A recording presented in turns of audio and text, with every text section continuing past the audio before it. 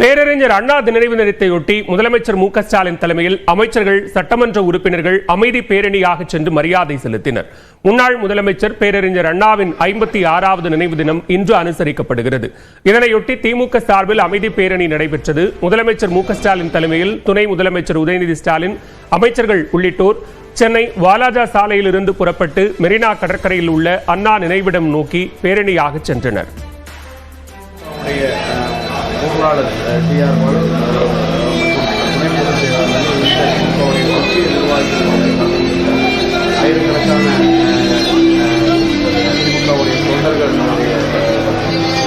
தொடர்ந்து அண்ணா நினைவிடத்தில் முதலமைச்சர் மு க ஸ்டாலின் உள்ளிட்டோர் மலர் வளையம் வைத்து மரியாதை செலுத்தினர்.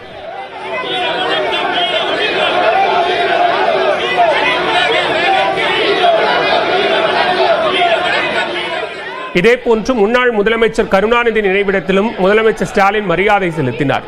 திமுகவினர் அமைதி பேரணியையொட்டி காமராஜர் சாலை உள்ளிட்ட இடங்களில் போக்குவரத்து மாற்றம் செய்யப்பட்டது.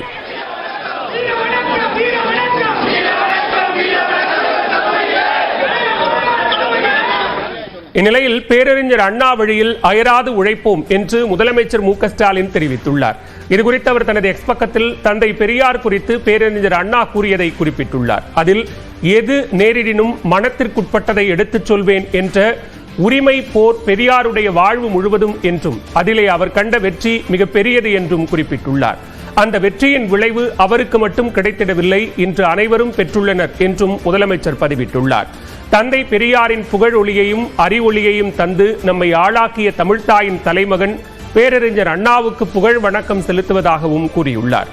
வம்பிழுக்கும் வீணர்கள் தெம்பிழந்து ஓடுவார்கள் என்றும் நாம் மக்களின் அன்பையும் ஆதரவையும் பெற்று லட்சிய பயணத்தில் வெல்ல பாடுபடுவோம் என்றும் முதலமைச்சர் மு க ஸ்டாலின் தெரிவித்துள்ளார். இதேபோன்று பேரறிஞர் அண்ணா நினைவு தினத்தையொட்டி அவரது நினைவிடத்தில் அதிமுக பொதுச் செயலாளர் எடப்பாடி பழனிசாமி தலைமையில் கட்சியினர் மரியாதை செலுத்தினர். முன்னதாக அண்ணா நினைவிட நுழைவு வாயிலிலிருந்து நினைவிடம் வரை பேரணியாக வந்தனர். அதன் பின்னர் எடப்பாடி பழனிசாமி, KP முனுசாமி, ஜெயக்குமார் உள்ளிட்டோர் மரியாதை செலுத்தினர்.